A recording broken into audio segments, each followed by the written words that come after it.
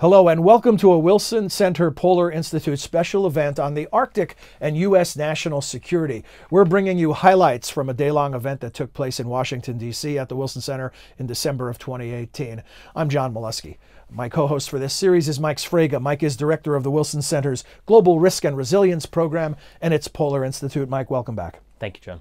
So in this part, we're going to hear a keynote address and then a panel. Tell us who we'll be hearing from and what topics they'll be focused on. Yeah, correct. So the keynote speaker will be Sean Moon. He's Chief Global Strategist for the Office of Strategy, Policy, and Plans for the U.S. Department of Homeland Security. So obviously Homeland Security borders, a fourth border opening, a fourth ocean opening for the United States. That's an important keynote.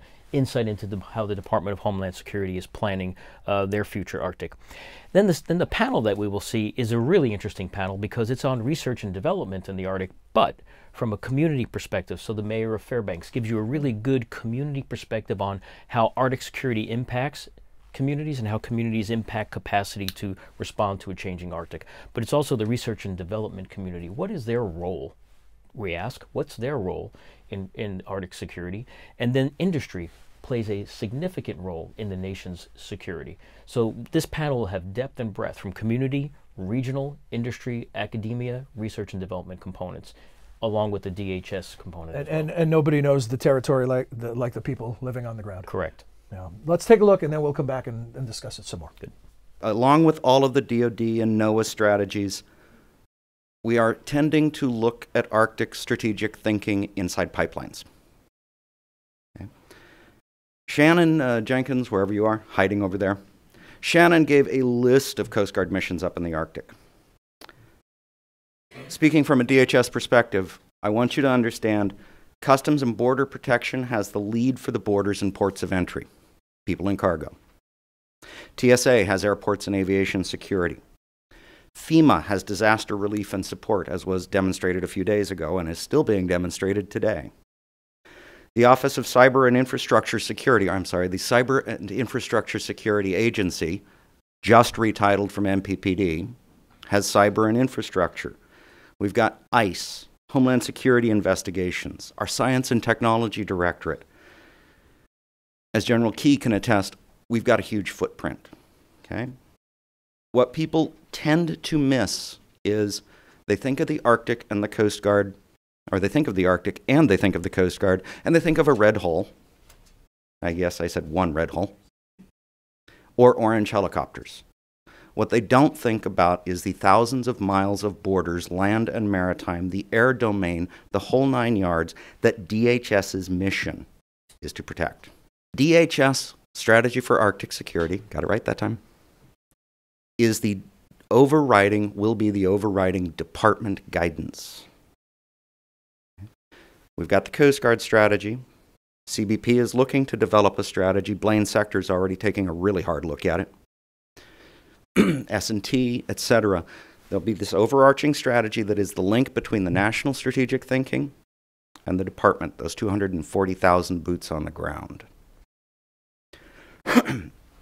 The strategy emphasizes that the changing environments are adopting trajectories that require us to think and work differently. We just can't do business as usual. We have to change the way we think about integration across the social, ecological, technological systems in the context of security. And this is why I have this. We need to do more with less, which sounds like your standard cliche, but it's realistic. We aren't going to see much more budget. So we have to be smarter. We have to address redundant work. My excuse. There's a lot of redundancy, especially in the science and the R&D side of the house. Okay. One agency is doing something, another agency has retitled it as doing something very similar. We've got to find the way across that. And we have to shift our view of risk. We can't think of the Arctic in terms of per capita risk. We have to think of it in terms of risk to nation. Okay. Let me give you a concept of that. According to the Alaska State Troopers, if the narcotics that flow into Alaska were consumed internally to Alaska, there wouldn't be any survivors. Where's it going? Risk to nation. Also think if somebody penetrates our borders. They're domestic right there. They are as domestic for travel and transport as we are in the District of Columbia. How much security goes into getting onto an airplane at Dulles, other than the TSA stuff? Okay. We're doing some pre-screening, we are doing security, we do the inspections, but it's very different than the overseas travel. Shifting our thinking also means we cannot continue to think of the Arctic as the circle that's defined in the law, even though it's got that really cool tail. We have to take into account that the Arctic is connected globally and becoming more connected all the time. That's part of the problem. We have to think about the entirety of the state of Alaska. Illegal immigrants, drugs, nation-state actors, earthquakes don't stop at lines defined by law. It's a system. Now I'm going to say that the Coast Guard is an important part of the strategy. You guys get the big red boats, all of that. But our emphasis is on a whole of government and whole of department approach. We're emphasizing that we have to serve all Americans. Just because you live in the Arctic, just because you live in Alaska, doesn't mean you're less of an American. You deserve every mission the department owes you. Period. Broadly speaking, our strategy seeks 4 goals. Foster and establish and maintain functional awareness of all Arctic domains and risk environments. And that risk environments is very specific. We have to know what's happening in order to operate. We're seeking to do our mission, secure the Arctic region borders and infrastructure, to provide the services we provide to the rest of America. We're seeking to promote the resilience and preparedness of the Arctic communities. Honestly, we need to reduce the need for central responses, which with the vast distances, etc., aren't necessarily going to be useful to the communities. And of course, the standard piece for DHS, facilitate and sustain commerce. As that grows, we have to be there. There was discussion, where'd Paul go? Over lunch, over the issue of the Deepwater port. You spoke about integration. You bet. For that port to operate, you're going to need CBP. You're going to need the Coast Guard, you're going to need HSI ICE, you're going to need the entirety of our service set, or it can't operate. If CBP is not there to clear cargo, the cargo is an illegal entry. Passengers, cargo, the whole plethora of what we do. We know, DHS knows, and we explicitly state in the current draft of the strategy, we can't do this alone. We not only have to coordinate internally, we have to coordinate externally. David Kennedy, wherever you're hiding, you mentioned that we're engaged with NOAA. We are. We consult with you routinely and others, the intelligence community, OPNAV N51. We're working with the National Science Foundation so that they embed security into their fundamental research. We're working with Canada. The Department of National Defense helped us in the first version of the strategy. They are helping us to write the second version of the strategy so that we align completely with them, not just nationally, binationally. They're our partners. We have a lot of partners up there. Thank you, Sean. So why don't we, I won't stand on the stage, we'll only take 1 or 2 questions. Alice, why don't you start us off? Yep, we're getting a microphone. We want to make sure we pick it up. Okay. I love what you're saying. I had an experience about 8 years ago in the village of Point Hope that has stayed with me ever since. I watched the German cruise ship, I think it's called the Hamburg, the one that comes across northern Canada most summers and then goes around down the western side of Alaska. They dropped anchor probably a mile offshore of Point Hope. All the passengers donned identical red parkas. They got in identical Zodiacs. They came on shore at the old village site of Point Hope. Myself, and the village mayor in a truck watched them walk around the old village home sites, stuff their pockets with whatever they saw on the ground, all of which are precious antiquities, got back in the Zodiacs, and went back out to the ship. I remember telling Janet Napolitano about this. She was then secretary, so however many years ago it was. obviously the point is, how can you find a system of deputizing village officials on the 3,000-mile Bering Sea coastline of Alaska to be able to have some enforcement authority against people coming on shore for reasons that are not consistent with U.S. law? Great question, complex question, and a complex answer. Part of the answer is we can't deputize. Okay, there's a lot involved in deputization, but that doesn't mean we can't partner with the local law enforcement. We do it all the time. The bigger question or challenge to that specific type of scenario is discovery. Okay, that is engaging with the local communities in a community-based observation system in order that they have a mechanism to report so that the appropriate authorities, whether local, state, or federal, can do something. That goes back to that whole awareness thing I spoke about a minute ago. If we don't know what's happening, we can't do anything. And I'm pretty sure you folks don't want us to hire another 30,000 DHS personnel in order to station them in Alaska.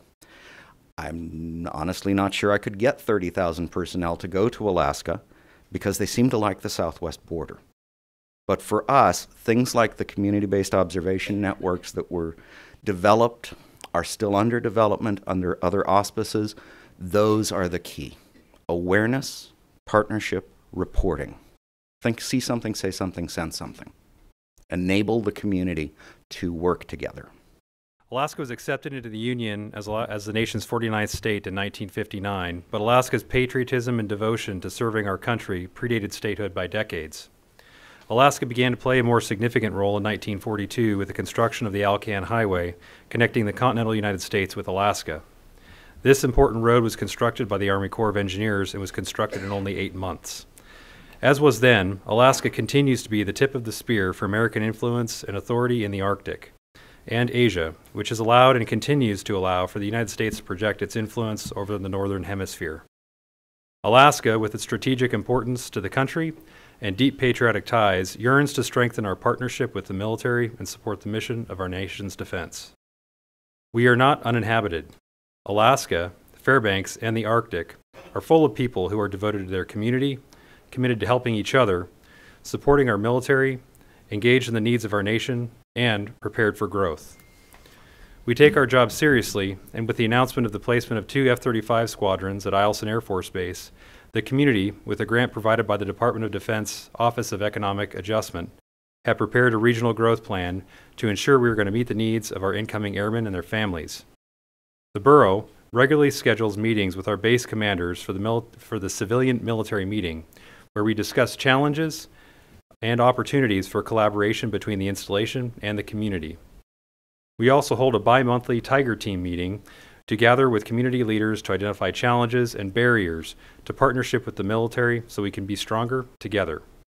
We stand, as a nation, on the precipice of a new age of innovation and collaboration, one the world has yet seen. The Arctic is a catalyst, and one that we must use to propel us into the world of collaboration and partnership. This requires us to begin to share information and technology with ourselves in ways that we have not before. Alaska, America's Arctic, provides the interface for this type of collaboration and the test bed for this type of development. There is an unwritten rule of the Arctic: one must always travel with a partner. As we step through the gateway to America's Arctic, to America's future, it requires partners, collaboration, and a desire to do things better. We are here and we are ready. Thank you. Thank you, Mayor Ward. And before I turn to Larry, I just wanted to make a note. Larry is known for all of 3 days that he was going to be on this panel. We had significant adjustments following the earthquake as we lost panelists and other speakers over the course of the day, and I really appreciate, Larry, your willingness to step in and provide your perspective. So I want to start out with this slide, and that this is the slide of the data from the Vostok borehole in Antarctica. So the middle line, the red line, is the temperature, and it shows how it's varied over the last 500,000 years. And the line above it, the blue line, is the CO2 curve, and the line below it is the methane curve. And the important thing here is that about every 100,000 years or so, we have a real rapid increase. Or for the last 500,000 years, I guess I'll start with this. For the last 500,000 years, most of the time, we've been wrapped up in an ice age. So very, very seldom do we get as warm as we are today. So this weather that we're having today, this climate that we're having today is unusual. About every 100,000 years, we warm up rapidly and for a very brief period, then we cool off for another 100,000 years and we warm up. And what's driving that, obviously, is the solar cycles. And I guess the important thing I want to show here is that the methane and the CO2 are really closely aligned with that. And that's really important for what's going on today. So the solar cycles are driving this, Milankovitch cycles. Everybody knows this. We have three cycles. We have the eccentricity, the obliquity, and the equinoxes, the precession of the equinoxes. And these are all simple sine curves that vary on various scales. So the eccentricity is on 100,000 years, obliquity 41,000. The precession of the equinoxes 19 and 23,000. And these are all simple sine curves that the nice thing about sine curves is they're additive. And so we can really predict very, very well what the radiation at the top of the atmosphere has been for the last million years. And it varies it goes from, this curve, this is for Fairbanks, so 64 degrees north. So it goes from about 400 watts per meter squared to about 500 watts per meter squared. So it varies at the top of the atmosphere by about 100 watts. And so that's, so this is about a 100 watt light bulb. And you can see that, that's about 25% change from peak to minimum. And so you can easily understand how that could have such a big impact. And now when we lay this over the peaks of the insolation, the peak of the radiation at the top of the atmosphere to the changes in temperature for the last 500,000 years, we can see that those peaks in radiation just nail the peaks in the temperature. So they're obviously driving it. And here's the really important part. It's obviously the insolation, the radiation is obviously driving it, except when it doesn't. And so you see these peaks here in the radiation, and we're not getting the peaks in we're not coming out of the ice age. We're still locked up in an ice age. And so the key here is that it doesn't just take the radiation, it also takes the methane and the CO2. You have to get those feedbacks. You have to get that methane and that CO2 feedback to pull us out of an ice age. And that's really, really critical as far as where we are right now. And so the important thing I want to make about this plot here is that essentially this is, for the last 500,000 years, it varies, between the CO2 and methane. The CO2 varies between 180 and 280 parts per million. But this is where we are right now, over 400 parts per million CO2. We're just off the charts in CO2 and methane. And so my point in showing you all this background is that basically there's one direction we're going. We're warming, and there's no mechanism to stop it. So the climate is changing, the climate is warming, and that's essentially the direction where we're going. So for the most part, we know the basic variables, what's going to happen. We know the air temperature is going to get warmer. We know sea ice is going to continue to degrade. We know permafrost is going to thaw. We know the glaciers are going to melt. We know the important things that are going to happen. But what we need from a security perspective and from a climate perspective and from a community planning perspective, we need to know those second order variables. We need to know, I guess I'll go through this real quickly. We know sea ice is degrading. That's going to continue to happen. We know this is really important. This is the Bering Sea ice this last year. And look at this. This is just off the charts here too.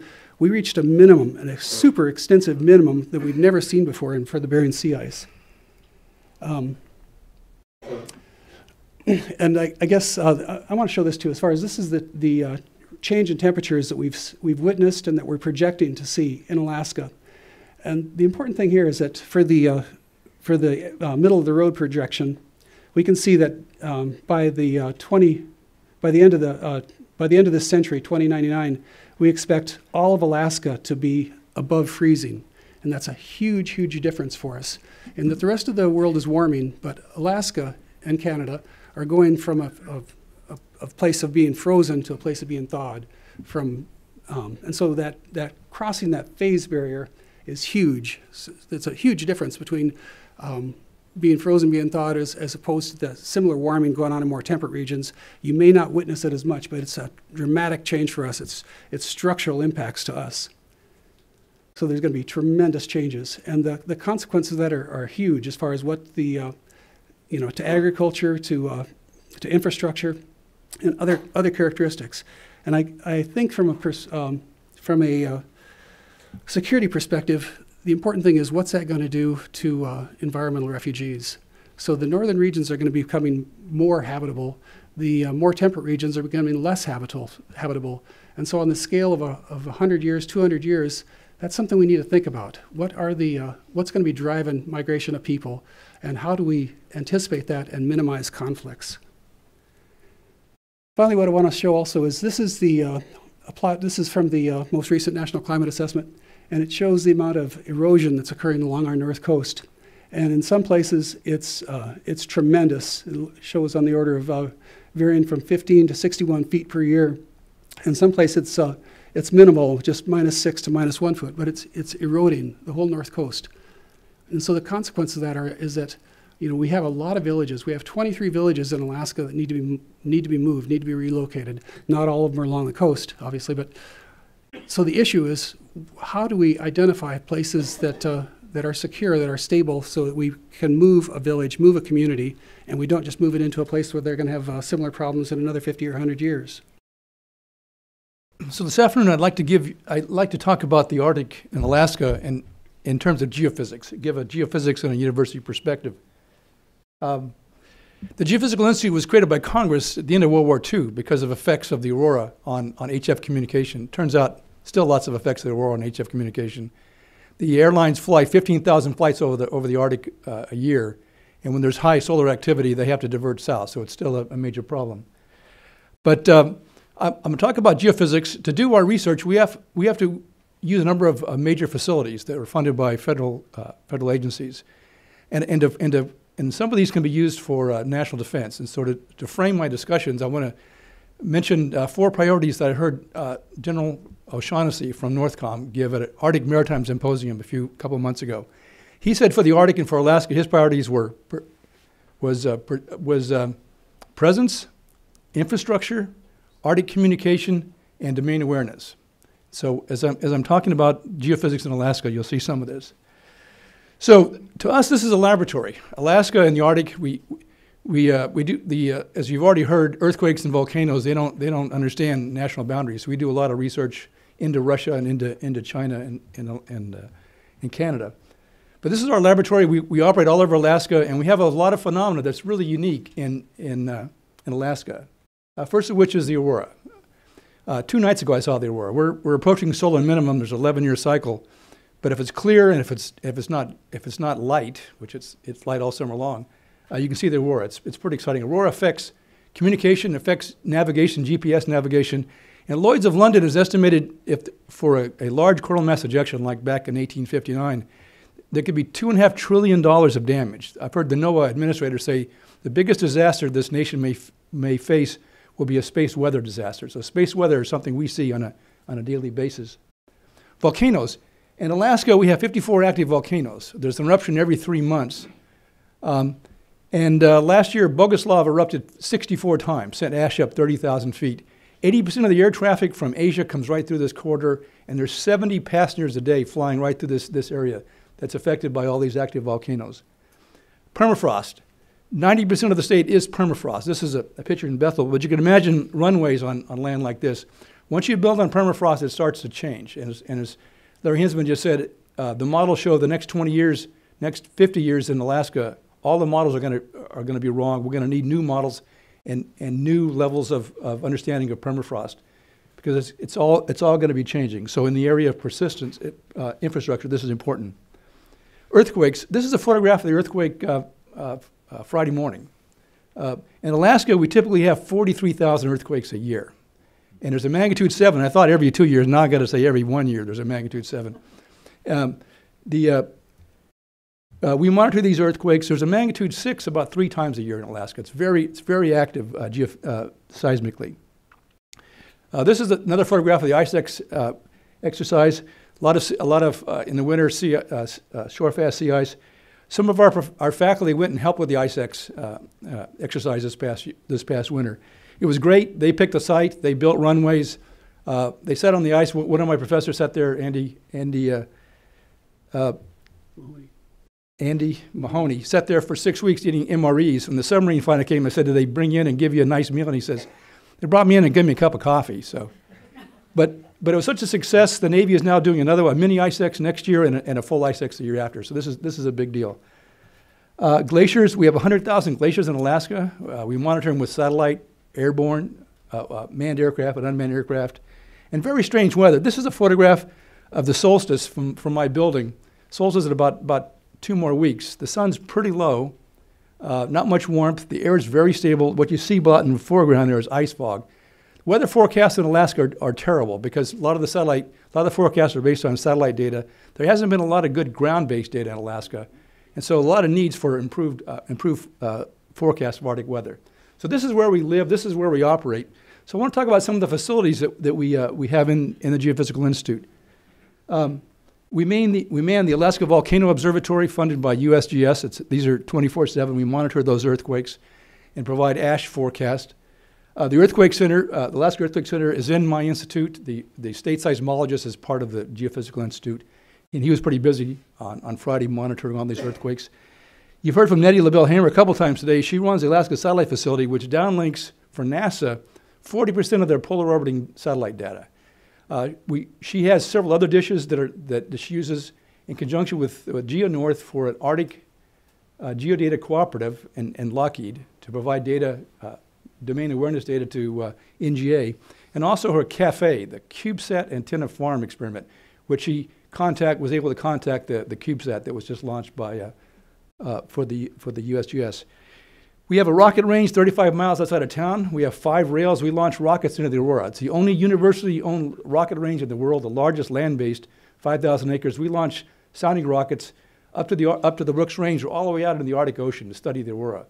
In March, we'll be celebrating 50 years of launching sounding rockets to study the upper atmosphere in the Aurora. And hopefully in a year or so, we'll be launching missile defense rockets to test the LRDR being built by Lockheed in Clear. We fly a lot of unmanned aircraft. This is a Sea Hunter. These are Sentry. We got surplus. We have 200 aircraft. We fly all over the world. We're an FAA test range. We're one of the most active unmanned aircraft groups in the country. We do quite a bit of flying. We used to be a DoD high performance computing center. We're not anymore, but we have quite a bit of capability to support geophysical research. The second to last bullet is the Wilson Alaska Technical Center. Those guys measure infrasound, and they're listening for nukes in the atmosphere. Because of their activity, it's taken a couple of years, but as of a few weeks ago, these guys became our newest UARC, the University Affiliated Research Center for the Department of Defense. We're number 17. Our title is Geophysical Detection of Nuclear Proliferation.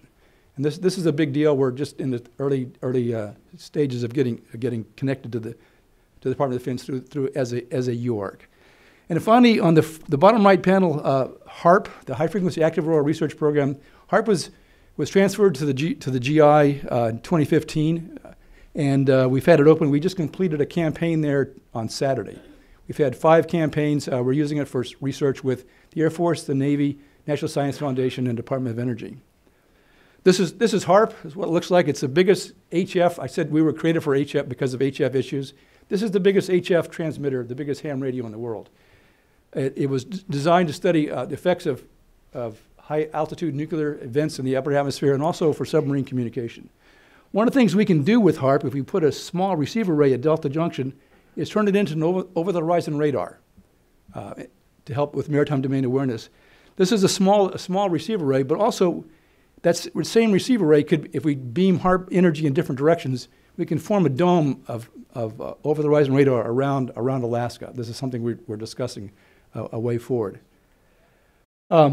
This is a place in Alaska, Licktock Point, which is way up north on the Arctic Ocean. But for a lot of Alaskans, will be impressed by the fact that there's a road you can drive to this place. A lot of places like Ukqiavik, you can't. I know NOAA, NASA, and a lot of people in flying unmanned aircraft there. We're working with Sandia to explore the concept to build a research facility, a high Arctic research lab, to fly unmanned aircraft all across the Arctic. We can also, it's on the Arctic Ocean, we can launch underwater vehicles under the ice and do quite a bit of work in this area. We've been talking with DOD and DOE about an Arctic research laboratory in Fairbanks in conjunction with a high altitude Arctic laboratory at Licktock Point. And in a summary of all the aerospace facilities in Alaska, I've talked about unmanned aircraft, rocket ranges, downlinking satellite data, a new facility at Licktock Point, HAARP. I'd also like to mention the Alaska Aerospace Corporation and the Pacific Spaceport Complex Alaska in Kodiak Island. They launch, right now they're launching THAADs with Missile Defense. Missile Defense is launching THAADs there at their spaceport, but they also launch satellites into polar orbit. This is a great facility. It's a nice backup to Vandenberg, but it also has the potential to become the center for low-cost launch to orbit. Lots of low-cost rocket providers are coming to Alaska Aerospace Corporation to develop and fly their and test their equipment. So Alaska could be the low-cost center for launch to polar orbit. A lot of facilities and a lot of things you've heard General O'Shaughnessy talk about. We have capability that can address them. And finally, my last slide, and echoing what Mayor Ward said, we're there. We operate all over Alaska. We've been there a long time. It's our laboratory. We're prepared to help the Department of Defense and the Coast Guard. We have many times in the past. And as you up your game in the Arctic, we stand by to assist and to work with you. Thanks. I'll provide a little bit of a industry perspective and kind of take us back to some of the security aspects that I think are important to thinking through the Arctic challenges, certainly from the perspective of where I sit now as an executive with Lockheed, as well as, I should mention, the rest of the Lockheed crew who's here, Dan Schaefer and Gabby and Rick and others, who have really helped to kind of catalyze some of the discussions today. So thank you guys for from the Lockheed side for pulling me in, but also in both the hat that I wear at Lockheed, but also in my previous hats with 20 years or so of congressional and Pentagon time, finishing up with a couple of years in the Pentagon lastly as the Undersecretary of Defense for Intelligence. And I want to basically hit three areas: strategy, capabilities, and partners.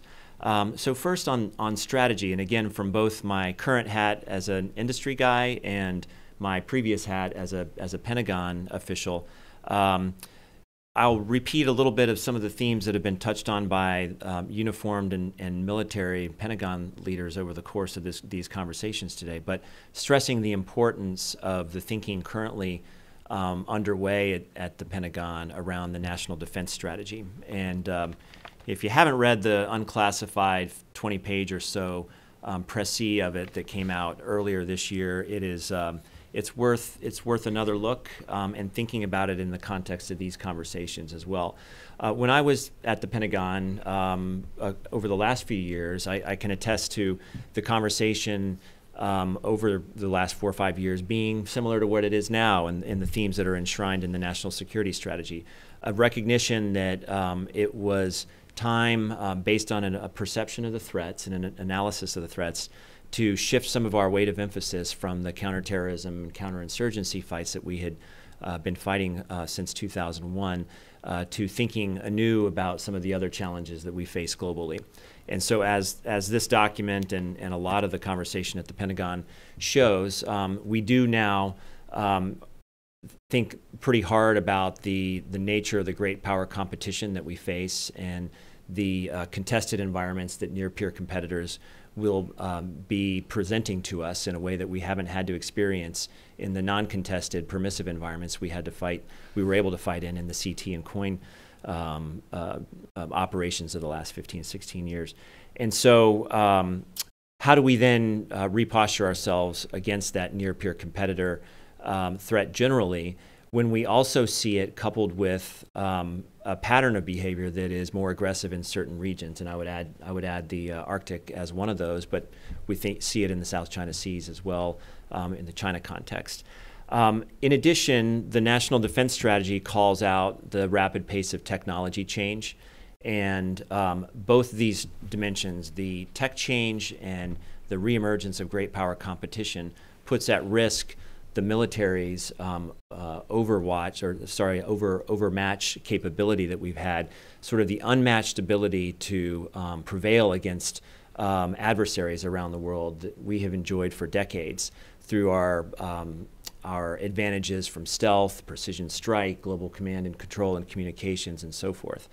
As that advantage has begun to erode, it has really pushed the Pentagon to think anew about how we can asymmetrically regain that advantage over near-peer competitors. And so that has then pushed the thinking of the Pentagon's planners and strategists into a series of new capability developments across cyber, space, autonomy, artificial intelligence, hypersonics and counter-hypersonics, integrated air and missile defense, integrated air and space and multi-domain operations, and these kinds of concepts and capabilities. So as we think about applying this then to the threats, challenges, and potentially opportunities we see in the Arctic context, I would submit that we first need to make sure we understand how the military is thinking about these challenges under this national defense strategy construct, number one. Number two, thinking about strategies and concepts of operations and doctrinal changes that can be made to more creatively address the contested environments that we face. And then number three, thinking about how to build capability, recognizing that rapid pace of change, that creative adversary or competitor that is looking to apply asymmetry against us, and build capability on a timeline and in methodologies that allow us to more rapidly pursue advantage again.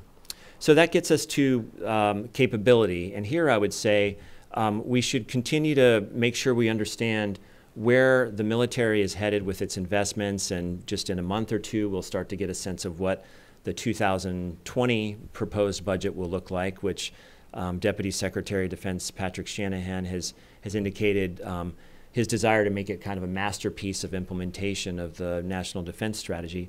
So we'll have to look at that budget and the 5-year projections it puts forward to see what kind of investments that are relevant to the National Defense Strategy are being pursued, and to what extent those apply in the Arctic context. I think from Lockheed's perspective, we're eager to take capability that we are supporting and continue the conversation about how that can be relevant to addressing a range of problem sets that apply in the Arctic context. So as the F-35 deploys and the 2 squadrons of 24 aircraft each come into place in the 2020 and beyond timeframe, what are the implications and opportunities for that deployment that can service national security interests, but also some of the other interests that we've been talking about this morning? As the nation builds out the long-range discriminating radar and CLEAR, obviously its first mission set, first and foremost, is to significantly enhance our ground-based mid-course defense in the missile defense context. But it also has secondary mission sets for the Air Force around space situational awareness. And to what extent can we look at tertiary mission opportunities with regard to the LRDR, such as supporting weather and transportation and other more localized situational awareness needs? It's a conversation we should have about what capability can be brought to bear there.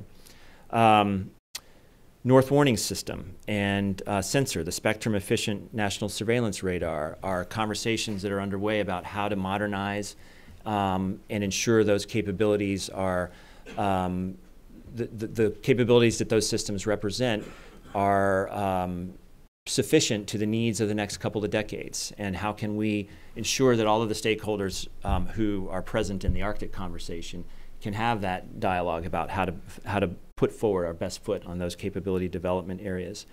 The GeoNorth was mentioned as kind of a big data analytic and image processing capability that's been, I think, a neat step forward in leveraging in an unclassified way intelligence community agencies like the National Geospatial Intelligence Agency and industry partners to be able to put forward an interesting approach to modernizing and ensuring we have the best data sets and image processing capabilities in place for both national security and non-national security needs. And then I guess I just briefly mention energy, which is something that Lockheed does too. Lithium-ion storage, microgrid integration and support are also things that I think private sector entities can bring to bear to help with this conversation. So I've talked a little bit about strategy and capabilities. I guess the last point I'd make around partnerships is more thematic in nature. Whether it's pursuing all domain awareness or posture and presence and capabilities for seasonal operations in search and rescue or what have you, I think one theme we need to be keeping in mind is how do we fully purpose, how do we fully utilize capabilities that are already in place or being put in place in the years ahead. The LRDR example is one I think that is interesting. It's a good conversation to have about leveraging this capability for potentially multiple mission sets. Secondly, I guess I would say that some of the concepts that certainly Senator Murkowski has mentioned around living laboratory initiatives for collaboration, for prototyping, these are opportunities to rapidly innovate and purpose test capabilities that can be put in place on the timelines that we need them to be built out for national security purposes. If you kind of get back to the National Defense Strategy, one of the pushes that Secretary Mattis has insisted upon is how do we move faster, given the technology timelines that we're now dealing with. And I think that living laboratory approach can be a very important contributor there. And then finally, I guess I would say the true importance of a multi-stakeholder dialogue and for early industry partner participation in that dialogue. I think this conference is a great example of how when you bring the various interested stakeholders together, the connective tissue that gets built up, the richness of the dialogue that gets built up can be a pretty powerful thing. It helps create a community of interest that's more relevant, more focused, and identifies more opportunity for kind of the win-win solutions that we need to bring to bear in a resource-constrained environment. And so I would just continue to urge that we look for that broadest possible participation of stakeholders in that community conversation around our approach to the Arctic. What I want to talk about is, I want to let you know a little bit about what Sandia does that might make us relevant to this space, because that might not be clear, and also talk about a couple of initiatives that we think could be helpful and sort of point to some of the things that Larry talked about and Bob talked about.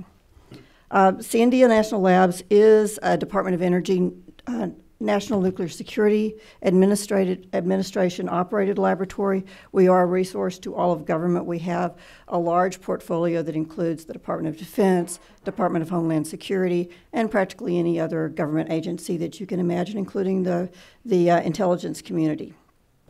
So we leverage about $3.2 billion worth of U.S. government investments and about 13,000 experts, many of whom are engineers. So in the Hug Your Engineer light, we're up trying to solve the national security challenges. Most of what you probably know us for, if you know us at all, is for our work in nuclear weapons. We have the charge for safety, security, and effectiveness of the nuclear deterrent. But we also do a lot of work, as I said, for the DoD, the IC, and DHS across cyber, across artificial intelligence, robotics, large-scale data analytics and network analysis, advanced energy, infrastructure resilience. We're in WMD, ChemBio. We're across the board looking at those key challenges to national security. So we feel like not only because of our broad remit to address the national security problems, and clearly the Arctic is a major emerging national security challenge that requires a focused attempt to understand the science and technology.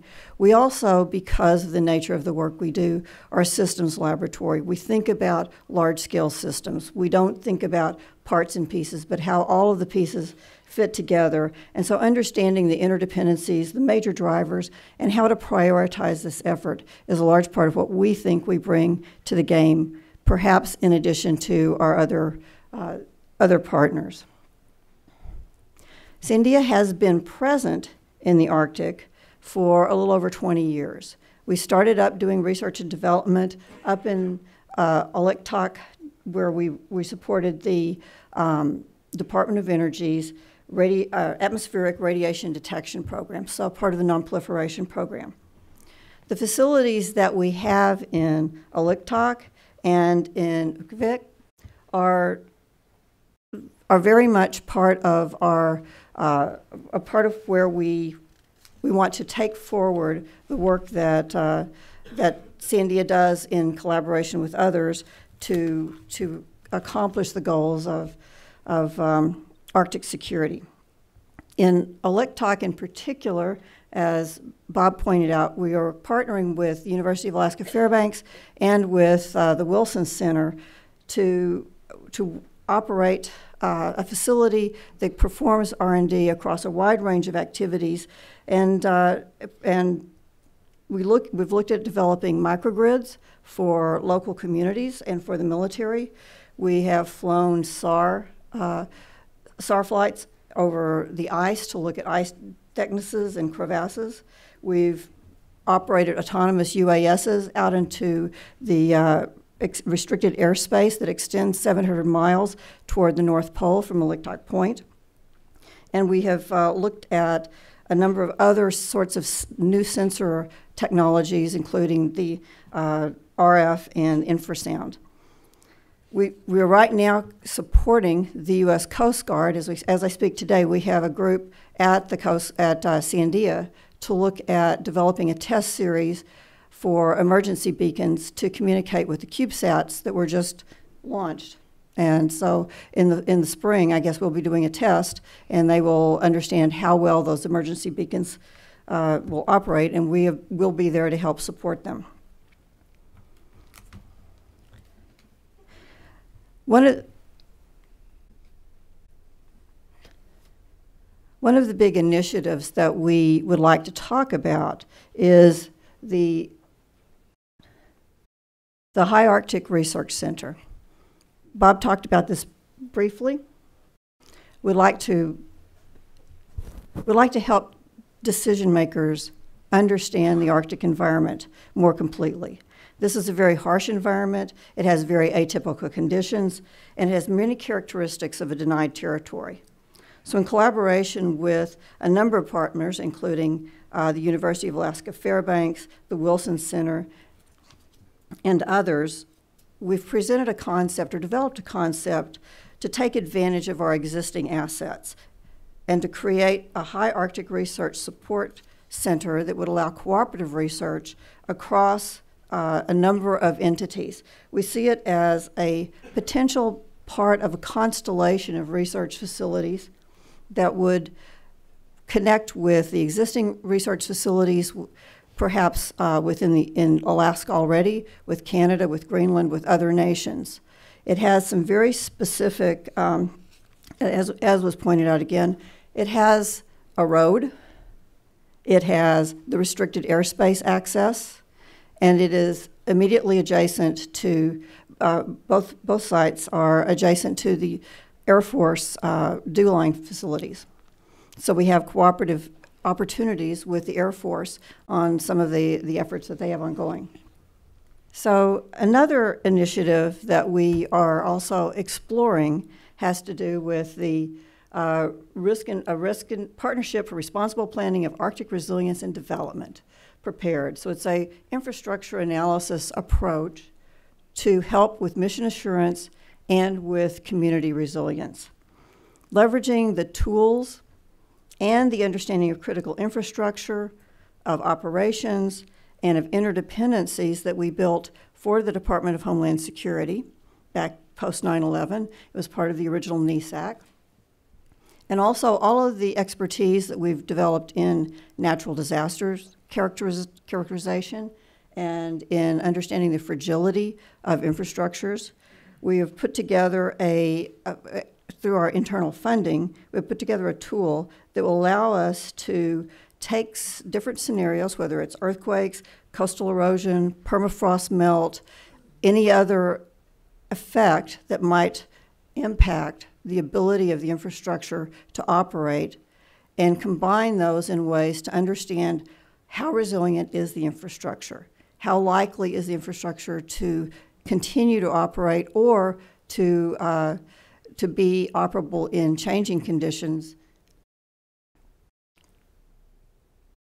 And if we look at the network modeling that you can perform in addition to this, and also assess impacts, perform prioritization and optimization studies, we'll have the ability to inform communities, to inform the military, to inform the state on what are their options, how might they move forward in the most resource compatible way. So at the end of the day, we would look at potentially food and energy security, at reliable transportation, at military mission assurance, at any particular view on the problem that the sponsor wants to take. So this is an area in which we believe there is a lot of potential to help inform decision makers, to help them both increase robustness and address fragilities, and to focus on ways to allocate resources so that we address the most significant risks. At the end of the day, we want to make informed decisions that can help anticipate the future as well as address the current situation. So we'd like to continue to have the dialogue, particularly on the High Arctic Research Center and on the prepared model, and look forward to ways in helping make sure, as Church would have said, we can have a persistent path toward addressing our problems in a very resource-constrained environment. What is NANA? So NANA is a region, it's a company, and it's a people. So as a region, NANA is about the size of Indiana, so it's not small. If you looked at it on the map, it's going to look kind of small relative to Alaska. But Alaska is extraordinarily big. So about the size of Indiana in the northwest side of Alaska. It is north of the Bering Straits, bordered on the Chukchi Sea, and it's got 11 villages.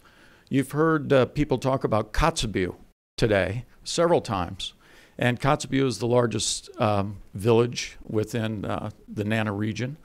One of the significant assets of NANA in the NANA region is the Red Dog Mine. It is the largest zinc mine on the planet.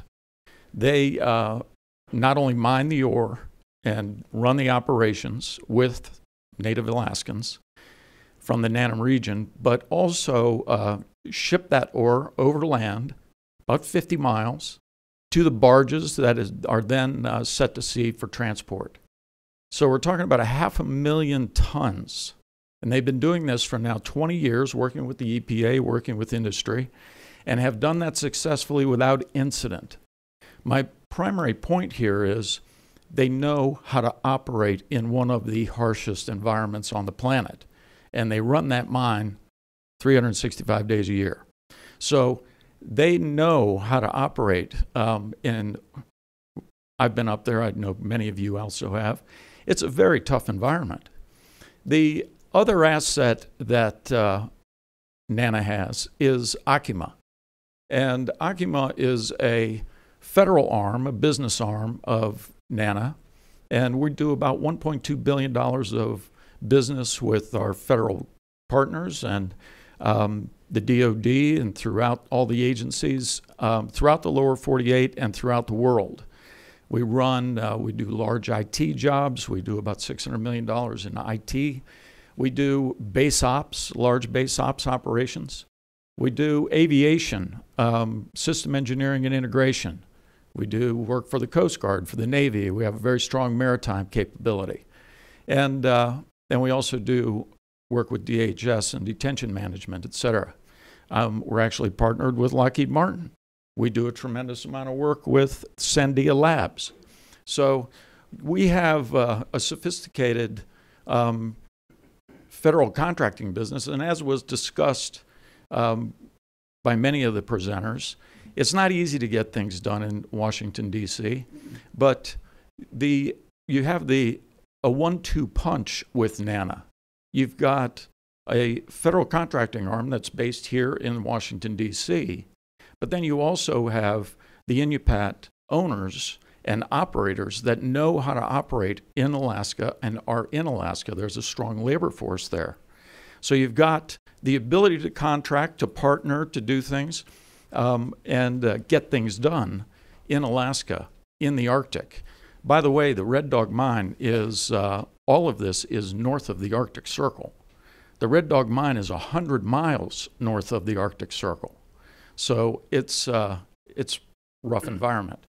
So as you think about executing strategies and as you think about doing things, and whether it be military operations, military readiness, communications, any of the base ops, any of the infrastructure things that need to be done in Alaska, you know, you have a willing partner in NANA.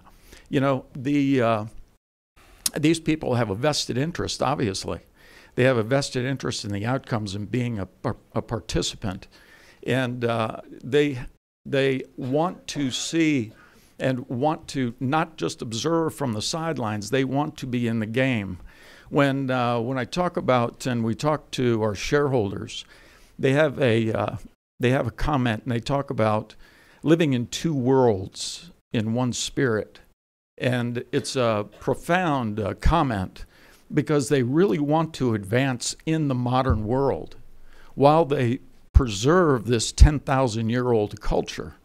And it's, so be sure to understand that you do have a willing participant in modernity. They want to advance. They want to develop the Arctic. And they want to do it responsibly, and they want to do it with partnership. You know, one of the speakers at lunch talked about you know, the long memories.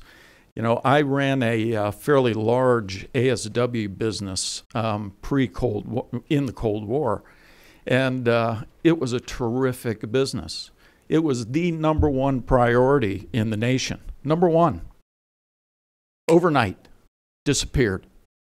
I had a bunch of acousticians and all these guys. What was I going to do with them? You know, I'm just saying that, you know, those memories, and the nation lost a tremendous amount of brain power as it pertains to ASW and undersea operations in that downturn. It went to off the table, not #1 or #2 or #3. It disappeared. So Washington is a fickle town, and the priorities, and it's very reactionary. So just be sure to know that we have 10,000 years of muscle memory, okay? We know how to do business in the Arctic, and we have the ability to get things done, both here in Washington and in one of the harshest environments on the planet. So as you think about developing these strategies and executing these strategies, please keep us in mind. Look for those win-wins and those partnerships. And by the way, investment through public-private partnerships in developing some of the infrastructure, that's very much on the table and should be exploited. And as long as you can see, you know, you got to be pragmatic about this, as long as you can see a revenue stream and you can see some return on that investment, there can be the dollars raised in multiple ways. Another terrific episode, Mike. Lots of really, we had quite a day here. This was a long day. It was 8 to 10 hours of a day, but what a jam-packed day of great information. Of course, Homeland Security, a significant component for this nation going forward in the Arctic, of course, elsewhere. But it's great to have those insights from the Department of Homeland Security and getting their perspective on planning into the future. And then having the depth and breadth, a lot of people on that panel, but having the depth and breadth from a community perspective, everything from F-35s, the new Air Force capacity in the state of Alaska, projecting the U.S. role in whether it's Russia or Korea or the South China Sea, having that component all the way through research and development, and to the role of industry like Lockheed. What role do they have? So it's really interesting to see that sort of nesting of issues all addressing Arctic security. Now, when we talk about a day-long event at 8 hours, just to reassure you, you're not in the middle of that. Thanks to our friends at GCI, we've been able to condense a day-long event into 5 distinct segments. You're watching one of them right now.